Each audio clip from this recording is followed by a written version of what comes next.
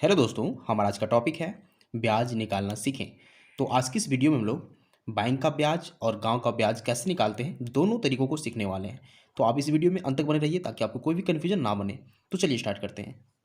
देखिए, किसी भी प्रकार का ब्याज निकालना हो, आ तो बैंक का ब्याज निकालना हो, आ तो फिर गाँव का ब्याज निकालना हो, हमें कम से कम 3 चीज़ें पता होनी चाहिए।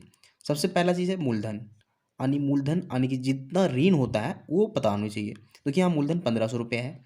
फिर दूसरा है समय, तो टाइमिंग आने की कितने समय के लिए हम ब्याज जोड़ रहे हैं, आने की कितने समय के लिए हम आ, मूलधन आने की ऋण लिए थे।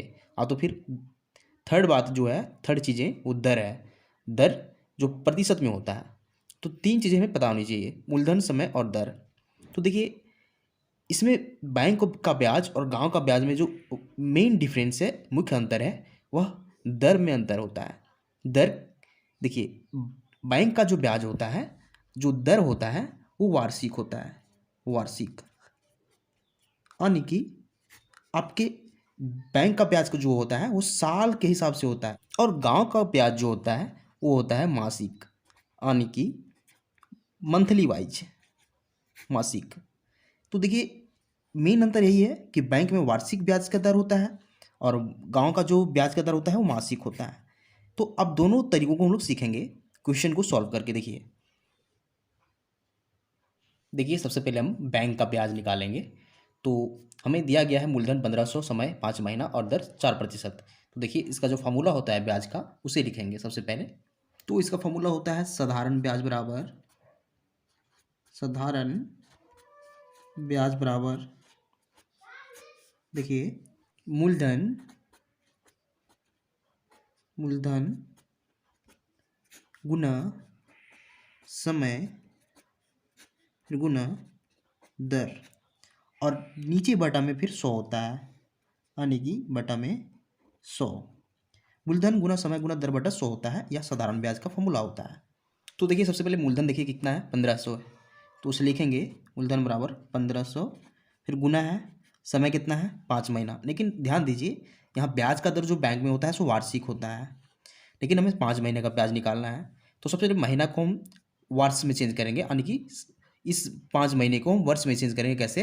देखिए, 5 महीने को वर्ष में चेंज करने का जो तरीका होगा वो उसे डिवाइड करेंगे 12 से, क्योंकि एक साल में 12 महीने होते हैं। इसका मतलब है कि 5 महीने को हम 5/12 वर्ष लिख सकते हैं। तो समय बराबर हम जब भी लिखेंगे यहाँ बैंक में वो वर्ष में लिखेंगे, तो 5/12 वर्ष लिखेंगे। देखिए हम लोग महीना को वर्ष में चेंज कर चुके हैं। फिर गुना दर है, तो दर क्या है 4% है, तो 4 लिखेंगे। फिर बटा में हमें 100 करना है, तो 100 लिखिए। अब देखिए यहाँ कुछ कट रहा है तो उसे काटिए, यहाँ डबल जीरो इसके साथ कट जाएगा। यहाँ देखिए 12 और 15 में कुछ कॉमन है, 3 से कटेगा, 3 से 15 5 बार में कटेगा, और 12 4 बार में। फिर यहाँ 4 और 4 कट जाएगा, देखिए 4 और 4 कट जाएगा। ऊपर में सिर्फ 5 गुना 5 बचा हुआ है, नीचे कोई संख्या नहीं है। तो 5 गुना 5 कितना हो जाएगा, 25 हो जाएगा। यानी कि साधारण ब्याज का जो वैल्यू आ गया 25 रुपये आएगा, क्योंकि मूलधन रुपये में है, जब भी आएगा रुपये में आएगा। तो इसका मतलब है कि बैंक का जो ब्याज आएगा वो 1500 रुपये का 5 महीने में 4% की दर से 25 रुपये आएगा। अब हम लोग इसी डेटा को, यही मूलधन, यही समय और यही दर का हम लोग गांव का ब्याज निकालेंगे। देखिए कैसे, सेम फॉर्मूला लगाएंगे, साधारण ब्याज बराबर मूलधन गुना समय गुना दर बटा 100। तो देखिए लिखेंगे साधारण ब्याज बराबर, देखिए मूलधन कितना है 1500, तो 1500 लिखिए। फिर गुना में फिर समय, समय 5 महीना है, तो यहाँ 5 का 5 ही लिखिए, क्योंकि यह मासिक दर है और यहाँ वार्षिक था। यानी कि यहाँ 12 से डिवाइड करने का कोई ज़रूरत नहीं है, आप 5 का 5 लिखिए, क्योंकि हमें मासिक ही निकालना है और यहाँ समय माह में ही दिया गया है।